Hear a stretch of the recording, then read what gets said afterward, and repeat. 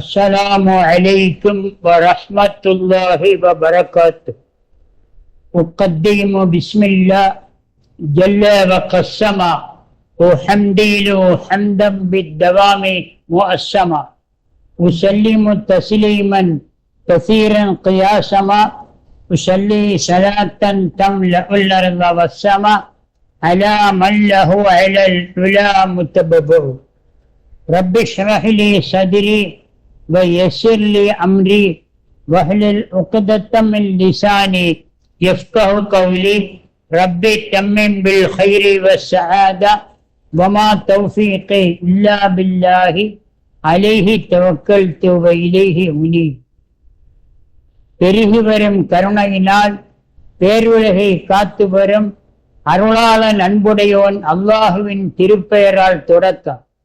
இருட்டினிலே இடறி விழும் இனத்தவர்க்கு இஸ்லாத்தின் பெருவிளக்கை காட்ட வந்த பெருமானார் கண்மணி நாயகம் ஸல்லல்லாஹு அலைஹி வஸல்லம் அவர்களுடையவும் அவர்களின் அன்பு தோழர்கள் அருமை குடும்பத்தார்கள் அவர்களின் புனிதமிக்க பாதையிலே வாழ்ந்த புண்ணிய பூமான்கள் அனைவரின் ஆத்ம ஆசையினை மனம் மொழி மெய் ஆத்மாவினால் வேண்டி விரும்பியவனாக தொடர்கின்றன.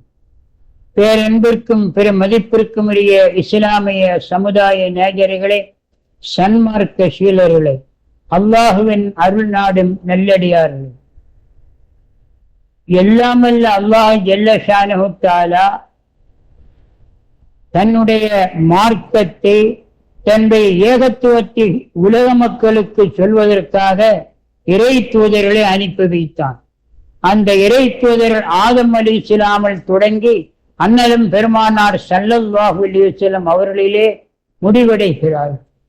அந்த இறை தூதர்கள் எம்பெருமானாருக்கு முந்தி வந்த இறை தூதர், அதாவது முந்தின நபிமாரில் கடைசி முத்திரையாக வந்த இறை தூதர் ஈசா நபி அலைஹிஸ்ஸலாம் என்பதை நாம் அறிவோம். ஈசா அலைஹிஸ்ஸலாம் அவர்கள் ஒரு சமுதாயத்து மக்களால் கடவுளாக ஆக்கப்பட்டுள்ளார், இறைவனாக இறை மகனாக ஆக்கப்பட்டுள்ளார். தேவன் என்பார் சிலர், தேவகுமாரன் என்பார் சிலர். ஈசா அலைஹிஸ்ஸலாம் யூத கிறிஸ்தவ சமுதாயத்தினால் போற்றப்பட்டார்கள். அதில் ஒரு வேடிக்கை என்னவென்றால், யூதர்கள் கிறிஸ்தவர்கள் எம்பெருமான் ஸல்லல்லாஹு அலைஹி வஸல்லம் எதிரிகளாக அமைந்தவர்கள், முந்தின உம்மத்தினர்கள். அதில் யூதர்கள் ஈசா அலைஹிஸ்ஸலாமை மிக கேவலப்படுத்தி விட்டார், மிக நீசத்தனமான வார்த்தைகளால் பேசினார். கிறிஸ்தவர்கள் நேர் மாற்றமாக ஒரேடியாக உயர்த்தினார்கள். யூதர்கள் ஒரேடியாக இறக்கினார்கள், கிறிஸ்தவர்கள் ஒரேடியாக உயர்த்தினார்கள். இந்த இரண்டுக்கும் அப்பாற்பட்டது எம்பெருமானார் ஸல்லல்லாஹு அலைஹி வஸல்லம் அவருடைய அணுகுமுறை. யூதர்கள் ஈசா அலைஹிஸ்ஸலாம் அவர்களை இழிமகன் என்றார்கள். இழிமகன் என்றால் என்ன? இழிவான முறையில் தந்தை இல்லாமல் பிறந்த மகன் என்று மிக மோசமான வார்த்தையை சொன்னார்கள். அல்லாஹ் அதை கடுமையாக கண்டிக்கிறார். கிறிஸ்தவர்கள் ஒரே அடியாக ஈசா அலைஹிஸ்ஸலாம் அவர்களை இறை மகன் என்றார். எனவே இறைமகன் என்ற கிறிஸ்தவருடைய வாதம் ஒரே அடியாக புகழ்ச்சி, இழிமகன் என்ற யூதரின் வாதம் ஒரே அடியாக இகழ்ச்சி. இரண்டுக்கும் மத்தியிலே எம்பெருமானார் ஸல்லல்லாஹு அலைஹி வஸல்லம் அவர்களுக்கு ஈசா அலைஹிஸ்ஸலாம் சொன்னதாக அல்லாஹ் கூறுகிறான், இன்னே ரசூலுல்லாஹ், நான் அல்லாஹ்வுடைய ரசூல் என்று அறிவிக்கிறார். ஆக அல்லாஹ்வுடைய ரசூல் என்று அறிவிக்கப்பட்ட ஈசா அலைஹிஸ்ஸலாம் அவர்கள் யூதர்களால் பழித்துரைக்கப்பட்டார் என்பது மட்டுமல்ல, கடுமையான வைராக்கியத்துடன் வக்கிரம புத்தியுடன் ஈசா அலைஹிஸ்ஸலாம் அவர்களை பழி தீர்க்கவும் முன்வந்தார். அந்த வரலாற்று செய்தி கடந்த டிசம்பர் மாதம் 25க்கு நெருங்கிய வெள்ளிக்கிழமையில் ஈசா அலைஹிஸ்ஸலாமுடைய பிறப்பை பற்றி நாம் பேசினோம். இந்த வெள்ளிக்கிழமை கிறிஸ்தவ சமுதாயத்தினால் குட் ஃப்ரைடே என்ற ஆங்கிலத்திலும் துக்க வெள்ளி என்று தமிழிலும் சொல்லப்படும். பார்த்தா கொஞ்சம் வித்தியாசமாக இருக்கு. குட் ஃப்ரைடே என்ற அந்த ஆங்கில வார்த்தையை தமிழில் மொழிபெயர்த்தால் நல்ல வெள்ளிக்கிழமை என்றுதான் சொல்ல வேண்டும். ஆனால் ஆங்கிலேயர்கள் அதை குட் ஃப்ரைடே என்றார்கள். தமிழிலே மொழிபெயர்த்தவர்கள் அதை நல்ல வெள்ளிக்கிழமை என்று சொல்லாமல் துக்க வெள்ளிக்கிழமை என்றார். துக்க வெள்ளிக்கிழமை என்பதற்காக குட் ஃப்ரைடே என்று அந்த ஆங்கில வார்த்தை ஷேட் ஃப்ரைடே என்று சொல்லவில்லை. இப்படி இந்த முரண்பாடு எப்படி வந்தால், ஒரு கண்ணோட்டத்தில் ஈசா அலி இஸ்லாமுடைய ஈசா அலி இஸ்லாம் மரணித்து விட்டதாக யூதர்கள் கிறிஸ்தவனின் வாதம். அவர்கள் மரணிக்கவில்லை. அல்லாஹு தாலா கூறுகிறான், அவர்களை சிறுவையில் யூதர்கள் எரிந்து கல்லால் அடித்து கொன்றார்கள் அல்லது சிறுவையில் அறைந்து கொன்றார்கள் என்பது யூதர்களின் வாதம். எனவேதான் அல்லாஹ் கூறுகிறான் சூரத்தின் நிசாயிலே, வமா கத்தலூஹு வமா ஸலபூஹு வலாக்கின் ஷுப்பிஹ லஹு பல் ரஃபஅஹு அல்லாஹ். யூதர்கள் ஈசா அலைஹிஸ்ஸலாம் அவர்களை கொல்லவில்லை, அவர்களை சிலுவையில் அறையவும் இல்லை. கொல்லவும் இல்லை, சிலுவையில் அறையவும் இல்லை. மாறாக அல்லாஹ் அவர்களை உயர்த்தி கொண்டார். எனவே இந்த நாள் டிசம்பர் 25 ஆங்கில காலண்டரின் அடிப்படையில் ஈசா அலைஹிஸ்ஸலாமுடைய பிறந்த நாள். அதே நேரத்தில் ஏப்ரல் மாதத்தினுடைய கடைசி வெள்ளிக்கிழமை அந்த காலண்டரின் அடிப்படையில் இந்த நாள் ஈசா அலைஹிஸ்ஸலாம் அவருடைய மரண நாள். அந்த மரணம் என்பது கிறிஸ்தவர்களின் நோக்கம், கிறிஸ்தவரின் கொள்கை. நமக்கு ஈசா அலைஹிஸ்ஸலாம் ஹயாத்துடன் வானத்தில் உயர்த்தப்பட்டிருக்கிறார். உயர்த்தப்பட்ட ஈசா அலைஹிஸ்ஸலாம் எப்போது இருக்கிறார்கள், ஒரு நாள் இறங்கி வருவார். ஈசா அலைஹிஸ்ஸலாமுடைய வருகையை பைபிளில் பிரச்சாரம் செய்தார்கள். ஜீசஸ் கம் சூன், இயேசு விரைவில் வருகிறார் என்று. அதை இஸ்லாமும் அந்த கருத்தை ஏற்றுக்கொள்ளும். எம் பெருமானார் ஸல்லல்லாஹு அலைஹி வஸல்லம் சொன்னார்கள், ஈசா அலைஹிஸ்ஸலாம் உயிரோடு உயர்த்தப்பட்டார். உயிரோடு உயர்த்தப்பட்ட ஈசா அலைஹிஸ்ஸலாம் ஒரு நாள் இறங்கி வருவார். அப்படி இறங்கி வரும்போது 40 ஆண்டு காலம் அவர்கள் ஒரு பிரச்சாரம் செய்வார்கள். என்ன பிரச்சாரம் என்றால், ஓரிரை கொள்கை, ஏக இறை தத்துவத்தை எடுத்து சொல்வார். அந்த ஓரிரை கொள்கை என்பது அந்த ஏகத்துவத்தை ஈசா அலைஹிஸ்ஸலாம் சொல்வார். ஏன் அவர்கள் ஏகத்துவத்தை சொல்கிறார் என்றால், கிறிஸ்தவர்களின் கொள்கை திரியேகத்துவம். திரியேகத்துவம் என்பது ஆங்கிலத்தில் ட்ரினிட்டி என்பார்கள். ட்ரினிட்டி எனப்படுகிற முக்கடவுள் கொள்கை. அதாவது அதை தமிழில் சொல்வார்கள் பிதா, குமாரன், பரிசுத்தார். பிதா என்பது இறைவனையும், குமாரன் என்பது ஈசா அலைஹிஸ்ஸலாம் அவர்களையும், பரிசுத்த ஆவி என்பது ஜிப்ரீல் அலைஹிஸ்ஸலாம் அவர்களையும் சுட்டிக்காட்டி முக்கடவுள் கொள்கையாக சொன்னார். அந்த முக்கடவுள் கொள்கைக்கு திரியேகத்துவம் என்று தமிழிலே சொன்னாலும் ட்ரினிட்டி என்று ஆங்கிலத்திலே மொழிபெயர்த்தார். அந்த ஆங்கில சொல் மூல சொல் அதற்கு பிறகுதான் அது தமிழில் மொழிபெயர்க்கப்படும். இப்போது ஈசா அலைஹிஸ்ஸலாம் இந்த பூமிக்கு வந்து, என்னை கடவுளாக்கியவர்களே, நான் என்றைக்குமே என்னை கடவுளாக்க உங்களிடம் சொல்லவில்லை. கியாமத்து நாளிலே மஹ்ஷர் மைதானத்திலே ஈசா அலைஹிஸ்ஸலாமும் மரியம் அம்மையாரும் விசாரிக்கப்படுவதாக அல்லாஹ் குர்ஆனில் சொல்லி காட்டுகிறான். எப்படி கேட்கிறான் என்றால், ஈசாவே, என்றைக்காவது நீங்கள் இந்த மக்களை பார்த்து என்னை கடவுள் என்று சொன்னீர்களா? என்னை இறைவன் என்று, இறைமகன் என்று? சுப்ஹானல்லாஹ், நான் எப்படி சொல்வேன் அல்லாஹ்? அதற்கு தகுதி உண்டா? நான் அப்படி சொல்வேன்? என்னுடைய இன்னக்க தஅலமு மா ஃபீ நஃப்ஸி வலா அலமு மா ஃபீ நஃப்ஸி. அல்லாஹ் குர்ஆன்ல சொல்லி காட்டு, என் மனதிலே என்ன இருக்கிறது என்பது இறைவா உனக்கு தெரியும். உனக்குள்ளது எனக்கு தெரியாது, எனக்கு தெரிந்தது உனக்கு தெரியும். எனவே எதற்காக அல்லாஹு தஆலா ஒட்டுமொத்த உலகத்தை கிறிஸ்தவர்களெல்லாம் ஓரிடத்தில் திரட்டி எப்படி ஒரு விசாரிக்கிறான் என்றால், அல்லாஹ்வுக்கு தெரியும். ஈசா அலைஹிஸ்ஸலாம் அப்பாவி ஏழையரே தத்துவத்தை சொன்னவர்கள். லா இலாஹ இல்லல்லாஹ் ஈசா ரூஹுல்லாஹ். ஈசா அலைஹிஸ்ஸலாம் இறைவனின் ஆன்மா, இறைவனின் ரூஹ், இறைவன் தூதர் என்று சொன்னது அல்லாஹ்வுக்கு தெரியும். உலகறிய அப்படித்தான் சொன்னார். பிறகு ஏன் அப்படி ஒரு விசாரணை என்றால், ஈசா அலைஹிஸ்ஸலாம் அவர்களை வைத்து அந்த கிறிஸ்தவ சமுதாயத்தை வாய்மூட செய்ய வேண்டும். அட பாவிகளா, ஈசா அலைஹிஸ்ஸலாமை கடவுளாக வணங்கினீர்களே, என்றைக்காவது அவர்கள் அப்படி சொன்னார்களா? அவர்கள் சொல்லாத வார்த்தையை அவாண்டமாக அவர்கள் மீது சுமத்தி கடவுளாக்கினீர்களே என்று அவர்களை வாய்மூட செய்ய வேண்டும். கிறிஸ்தவ சமுதாயத்தை வாய்மூட செய்ய வேண்டும் என்பதுதான் வல்ல இறைவனுடைய நோக்கம். எனவேதான் இப்படி மறுமையிலே கேட்பார். எனவே ஈசா அலைஹிஸ்ஸலாம் ஓரிரை கொள்கையை சொல்ல வேண்டும் என்பதற்காக இந்த பூமிக்கு இறங்கி வருவார்.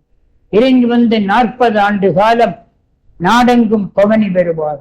ஈசா அலைஹிஸ்ஸலாம் வருகின்ற காலத்தில் கிறிஸ்தவர்கள் எல்லாம் ஈசா வந்துவிட்டார், நாம் எதிர்பார்த்த ஈசா வந்துவிட்டார், ஜீசஸ் வந்துவிட்டார் என்ற போது, நீங்கள் சொல்லக்கூடிய, நீங்கள் எதிர்பார்க்கக்கூடிய ஈசா நான் அல்ல, நான் ஏக இறைவனை சொல்ல வந்தேன், லா இலாஹ இல்லல்லாஹ் முஹம்மது ரசூலுல்லாஹ்வை சொல்ல வந்தேன். எம்பெருமானார் ஸல்லல்லாஹு அலைஹி வஸல்லம் காலத்துக்கு பிறகு ஈசா அலைஹிஸ்ஸலாம் வந்தாலும் தன்னை ரசூல் என்று சொல்ல மாட்டார்கள். எனக்கு முன்னால் வந்த முகம்மதன் பெருமான் ஸல்லல்லாஹு அலைஹி வஸல்லம் தான் ரசூல், அவருடைய ஷரியத்து தான் உலகம் உள்ளவரை செயல்பட, எனவே அதை வலியுறுத்தத்தான் நினைவூட்டத்தான் நான் வந்தேன் என்று அறிவிப்பார். ஏனென்றால் அவர் இந்த உலகத்தில் இருந்து வானுக்கு உயர்த்தப்பட்ட நேரத்திலே ஒரு வாசகத்தை சொன்னார்கள். அதையும் அல்லாஹ் குர்ஆனில் சொல்லி காட்டுகிறார். அஹமது, எனக்கு பிறகு ஒரு இறை தூதர் வருவார், அவருடைய பெயர் அகமது. முஹம்மது என்று அல்லாஹ் தன் ரசூலை 4 இடத்தில் குர்ஆனில் அடையாளம் காட்டுகிறது. ஒரே ஒரு இடத்தில் அகமது என்று ஈசா அலைஹிஸ்ஸலாம் சொன்ன வார்த்தையை சொல்லி காட்டுகிறார். எனவே ஈசா அலைஹிஸ்ஸலாம் ஒரு நாள் நிச்சயம் வருவார். அந்த வருகிற நேரத்தில் மீண்டும் தான் எடுத்து சொன்ன ஏக இறை தத்துவத்தை வலியுறுத்த ஈசா அலைஹிஸ்ஸலாம் வருவார். அதற்கு முன் அவர்களை கொல்ல முயன்றார்கள் அல்லவா, அது குறித்து அல்லாஹ் குர்ஆனிலே சொல்லி காட்டுகிறான். வமா கத்தலூஹு வமா ஸலபூ, ஈசா அலைஹிஸ்ஸலாமை கொல்ல முயன்றார்கள், அவர்கள் கொல்லவில்லை, சிலுவையில் அறையவும் இல்லை. வமா ஸலபூ, சிலுவையில் அறையவில்லை, மாறாக அல்லாஹ் அவர்களை உயர்த்தி கொண்டார். கொல்ல முயன்றது யார்? யார் கொல்ல முயன்றார்கள்? யூதர்கள்.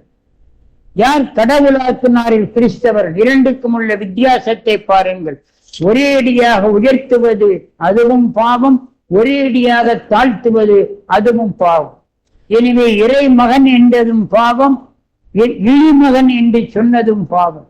எனவே யூதர்களுக்கு ஈசா அலைஹிஸ்ஸலாமுடைய கொள்கையை பிடிக்கவில்லை, அவர்களை கொண்டுவிட வேண்டும் என்று திட்டமிட்டார்.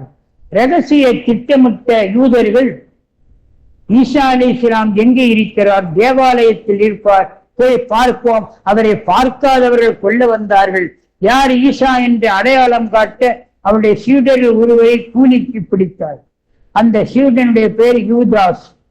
பைபிளிலே யூதாஸ் காரியூத் என்று பெயர் வந்துள்ளது.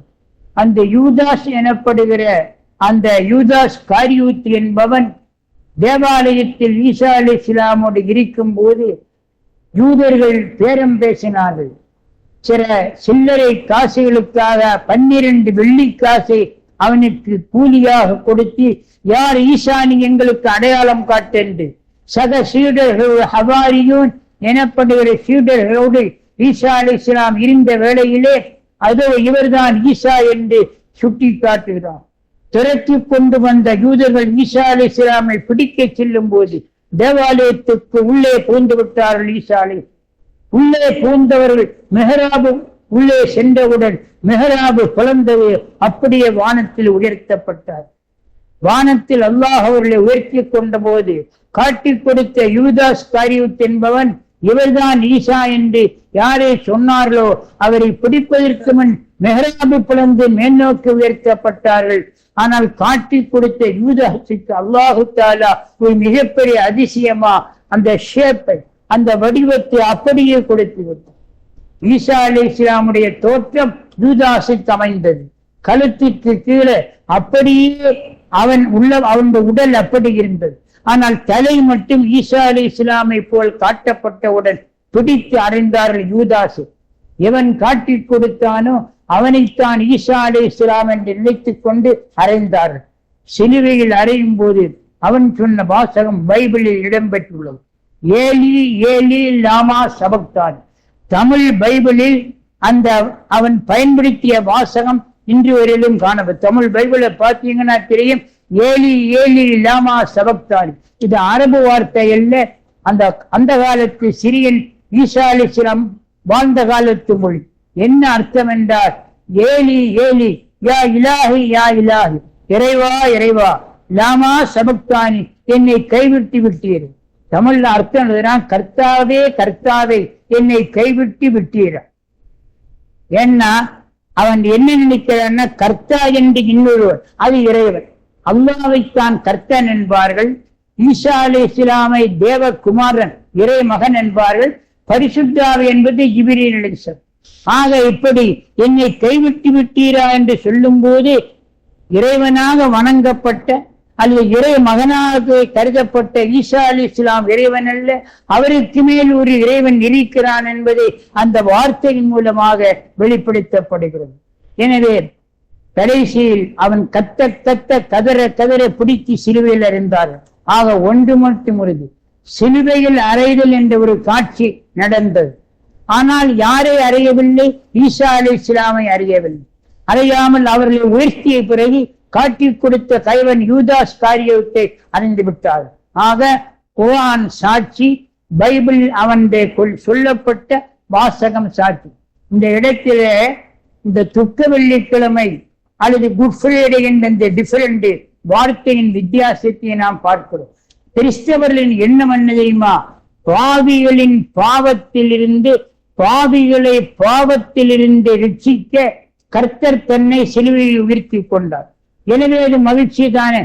நாம் செய்த பாவத்துக்கு பரிகாரமாக தன்னுடைய உயிரை போற்றிக் கொண்டார். எனவே அது நம்முடைய பாவத்துக்கான பரிகாரம் என்றால் அது மகிழ்ச்சி தானே. எனவேதான் அவர் குட் ஃப்ரைடே என்றார். ஆனால் ஈசா அலைஹிஸ்ஸலாமை இழந்து விட்டோமே, எனவே அவர்கள் மரணித்து விட்டார்கள் என்பதனால்தான் அவர்கள் குட் ஃப்ரைடே என்றார். அதாவது துக்க வெள்ளிக்கிழமை. ஈசா அலைஹிஸ்ஸலாமுடைய இறப்பு அவருடைய கருத்துப்படி, யூதருடைய கருத்துப்படி ஈசா அலைஹிஸ்ஸலாமுடைய இறப்பு அது ஒரு துக்கம். எனவே ஈசா அலைஹிஸ்ஸலாம் இறந்து விட்டார்கள் என்று நம்பக்கூடிய யூதர்கள் அல்லது கிறிஸ்தவர்கள் அவர்கள் மரணித்து விட்டார் என்றால் மரணம் துக்கம் தானே. எனவே துக்க வெள்ளிக்கிழமை என்றார்கள். அந்த மரணத்தின் விளைவு நம்முடைய பாவ மன்னிப்பு தானே. எனவே இது மகிழ்ச்சிக்குரியது என்பதனால குட் ஃப்ரைடே என்றார். அல்லாஹ் குர்ஆனில் கூறுகிறான், இவர்கள் செய்த மனிதன் செய்த பாவத்துக்கு அவர்கள் எப்படி தன்னுடைய உயிரை போக்க வேண்டும். குர்ஆனில் ஒரு வசனம், அந்த வசனத்தில் கிறிஸ்தவ மதம் இரண்டாக பிளந்தது. எப்படி? கத்தோலிக் என்றும் புரொட்டஸ்டன்ட் என்றும். மார்ட்டின் லூதர் என்பவர் தான் குர்ஆன் ஒரு வசனத்தை எடுத்து சொல்லி கிறிஸ்தவத்தை இரண்டாக பிளந்தார். ரோமாபுரியிலே உள்ள கத்தோலிக்கர்கள் பிஷப்புகள் எல்லாம் என்ன அவருடைய கருத்து என்ன?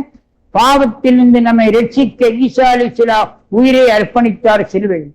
எனவே அதற்கு மார்ட்டின் லூதர் எடுத்து வைக்கிறார், லா தஸிரு வாஸிரத்துன் விஸர உஹ்ரா. ஒரு மனிதன் செய்த பாவத்தை இன்னொரு மனிதன் ஏற்க முடியாது. ஒருவர் செய்த நன்மையை இன்னொருவர் ஏற்கலாம். மரணித்து விட்டவர், அவருக்காக நாம் ஒரு நன்மையை செய்கிறோம். அல்லாஹுடைய வேதத்தை ஓதுகிறோம், அல்லது வேதத்தின் இதயமாக யாசீனை ஓதுகிறோம், அல்லது வேதத்தின் தாயாகிய அல் ஃபாத்திஹா ஓதுகிறோம். அவருடைய ரூஹுக்கு ஆன்மாவுக்கு சேர்க்கிறோம்.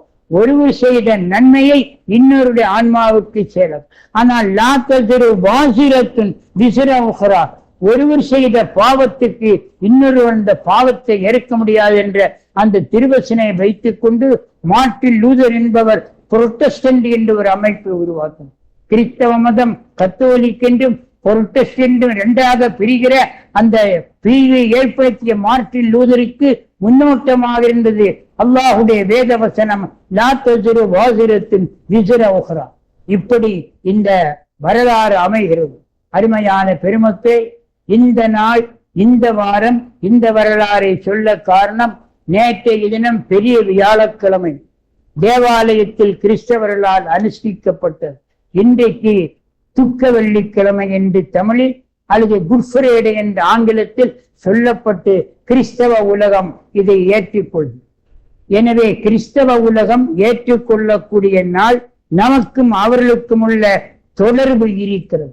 மற்ற சமயத்தோடு சைவம், சமணம், வைணவம், பௌத்தம், சீக்கியம் அதற்கும் நமக்குள்ள தொடர்பு இல்லை. ரொம்ப மிக பாரதூரமா என்றைக்கோ ஒரு நாள் செய்து தொடர்பு. ஆனால் கிறிஸ்தவம் எனப்படுகிற அந்த கிறிஸ்டியானிட்டி நமக்கு தொடர்பு. எனவேதான் அந்த தொடர்பு குர்ஆன் ஷெரீஃபில் ஈசா அலைஹிஸ்ஸலாம் பற்றி ஏராளம் வசனங்கள் வந்துள்ளன. எம்பெருமான் ஸல்லல்லாஹு அலைஹி வஸல்லம் போற்றி புகழக்கூடியவர்களை பார்த்து பூசரி இமாம் ரஹ்மத்துல்லாஹி அலைஹி சொன்னார்கள், அல்லாஹ்வுடைய ரசூலை புகழுங்கள் புகழுங்கள், எவ்வளவு வேண்டுமானாலும் புகழுங்கள். ஆனால் பூசரி இமாம் சொன்னார்கள்,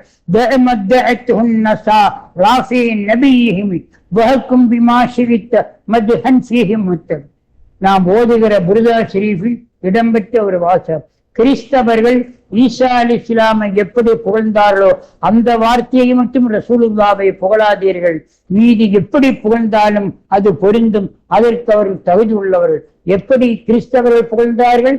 இறை தேவகுமாரன் என்றார்கள், இறை மகன் என்றார், இறைவன் என்று சொல்லவில்லை, இறை மகன். அது கூட அல்லாஹ் குர்ஆன்ல சொன்னான், யூதர் கிறிஸ்தவர்கள் ஈசா அலைஹிஸ்ஸலாமை பார்த்து இறைமகன் என்ற சொன்ன வார்த்தையை வானம் கேட்க சகிக்காமல் வானமே வெடித்து சிதறும் போல் தெரிகிறது என்று குர்ஆன் கூறுகிறது.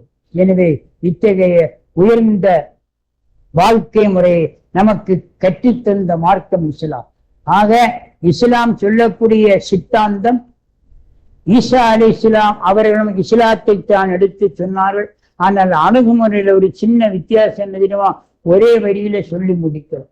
மூசா அலைஹிஸ்ஸலாமுடைய பாலிசி என்ன தெரியுமா?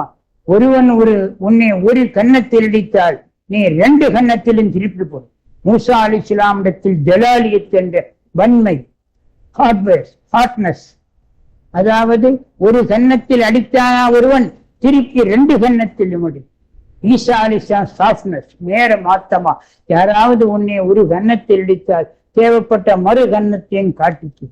எம்பெருமான் ஸல்லல்லாஹு அலைஹி வஸல்லம் சொன்னார்கள், ஒரு கன்னத்தில் இடித்தால் அந்த அளவுக்கு மட்டும் நீ பழிக்கு பழி வாங்கலாம், மன்னிக்க சிறப்பு. அதாவது கமாலியத்து, ஜமாலியத்து, ஜலாலியத்து. மூசா அலைஹிஸ்ஸலாம் பாலிசி ஜலாலியத்து எனப்பட ஹார்ட்னஸ், ஈசா அலைஹிஸ்ஸலாமுடைய பாலிசி ஜமாலியத்து எனப்படுகிற சாஃப்ட்னஸ். அதே நேரத்தில் எம்பெருமான் ஸல்லல்லாஹு அலைஹி வஸல்லம் பாலிசி கமாலியத் எனப்படுகிற பெர்ஃபெக்ட்னஸ், பரிபூர்ணத்துவம். அத்தகைய ஒரு இறை தூதரை அல்லாஹ் நமக்கு தந்தார். அந்த இறை தூதர் இறை வசனத்தின் மூலமாக, வேதத்தின் மூலமாக ஓதி காட்டிய வாழ்க்கை வழிமுறைகளை தெரிந்து அதன்படி நாம் ஒழுகுவோமாக. வல்ல ரஹ்மான் அருள் புரிவானாக. ஆமீன் யா ரப்பல் ஆலமீன். வ ஆகிர் தஅவானா அனில் ஹம்துலில்லாஹி ரப்பில் ஆலமீன்.